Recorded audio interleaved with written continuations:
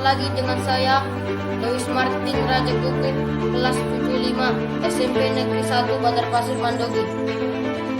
Pemirsa, berita hari ini mengenai angka DBD dan penanganannya. Data Kementerian Kesehatan mencatat sampai minggu ke-17 di tahun 2024, 88.563 kasus DBD di Indonesia dengan angka kematian sebanyak 621. Sedangkan kasus secara kumulatif ada sebanyak 262.463.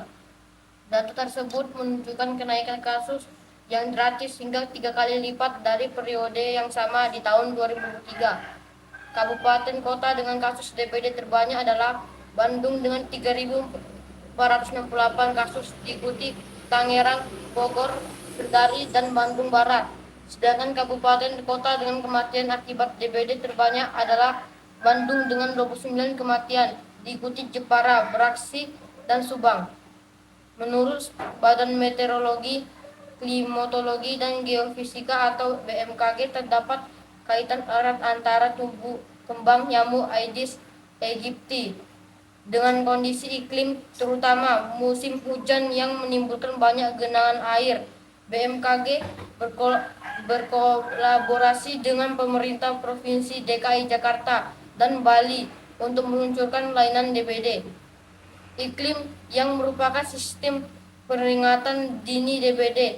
Layanan DBD berbasis parameter iklim dua wilayah tersebut dinilai sangat rawan mengalami lonjakan kasus DBD. Di ibu kota Jakarta, penemuan Dinas Kesehatan DKI Jakarta mencatat 3 kecamatan dengan kasus baru DBD tertinggi di ibu kota adalah Kepala Gading, Cilincing, dan Pasar Rebo. Dinkus DKI telah menerapkan sistem pemantulan kasus DBD yang ketat agar seluruh pasien bisa mendapatkan penanganan yang positif. Selain itu, vaksin DBD yang sudah tersedia di sejumlah rumah sakit di Indonesia juga menjadi salah satu cara untuk mencegah penularan DBD. Namun menurut Menteri Kesehatan Budi Nadikin, masih ada catatan mengenai efektivitas vaksin DBD di Indonesia.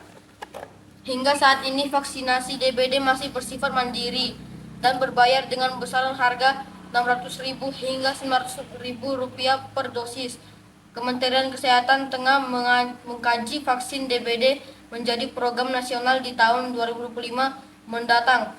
Kementerian Kesehatan menghibau warga untuk melakukan sejumlah langkah pencegahan penyebaran demam berdarah. Salah satunya adalah untuk mencuci dan mengikat semua tempat penampungan air yang tidak mengalir, melakukan daur ulang, dan menutup rapat semua tempat penampungan air.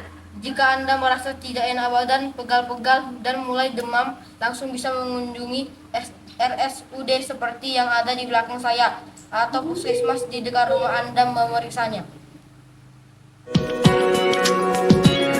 Sekianlah berita hari ini. Sampai jumpa dan